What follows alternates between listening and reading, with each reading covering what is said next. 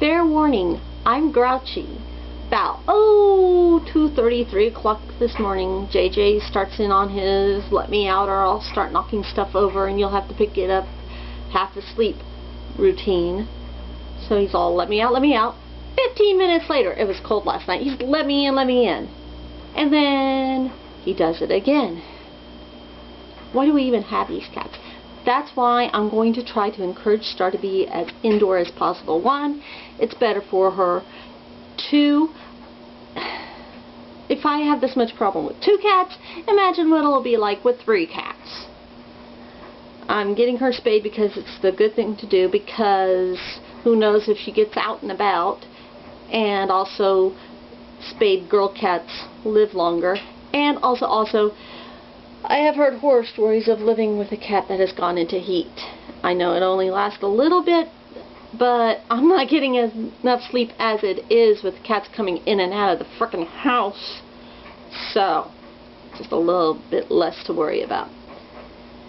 And speaking of outside, it snowed last night, about an inch, just enough for things to get really hairy outside on the roads. And here's the deal. I would say 50% of this town knows how to drive on ice or snow. And the 50% who don't live on the east side. You don't follow a person as closely as you would when the weather is bad as when the weather is good. If I had... Just a second. Get out of the tree, Star. I'll get her later. That's another thing that's making me grumpy. But when we're going through school zones, and I had to go through 2, you don't follow me as closely as you would if those roads were dry. You give me plenty of time to stop in case some kid's hat flies off into the road and a little munchkin runs out and tries to get it. And I have to slam on my brakes and fishtail all over the place, and I don't need you to help me mess up my car. Funny thing though, I saw this guy riding a bicycle, cigarette dangling out of his mouth. I'm like, oh, welcome to Oklahoma. And then I turned the corner and I saw some guy padding around outside his house in shorts. And I know it's irrational. I know it's like, okay, you're going to get frostbite and pneumonia and hypothermia and I don't have to deal with you. But it still makes me irrationally angry, because you go up to him, his lips will be blue, his chin will be chattering, and he'll be like, no man, it feels good out here. I guess it's me not doing well with unintelligent people. And what else can I bitch about? Oh, the job situation. If you're sick of the job situation by now, feel free to pause or close the tab or close the window or just walk away. Either way. I have a job interview next Monday. Before you get excited, it's one of the courier jobs I applied for. It's PRN, which means per diem, which means I work when they can squeeze me in.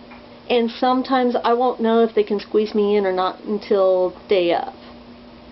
And I don't have any guaranteed hours, so I could be working my butt off one week and not get out of the house the next. However, it is a job. And like I said, it's for a courier position, driving all around Enid. They supply my car and uniform, so I'll be wearing a uniform. Thing is, it's evenings. Shifts don't start until at least 12 o'clock in the afternoon, 12 noon, and weekends. So not only would I be working during the weekends, which is one of the few times I can see my family when I am working, but there's a good chance I'll be working until midnight some days. So I'm not pinning my hopes on this one. I wish the bank would call. Having said that, I'm going ahead and opening myself up for the per diem jobs, because at least it's a job and it will get me out of the house and it will bring in money. Granted, not all the time, and nothing's guaranteed, and I won't have the benefit of having tenure or insurance or benefits. I don't know if I'm even guaranteed a lunchtime. But I think I need a buffer between myself and the Buster Cluck that was the music store job. So yeah, I'm not in the best of moods.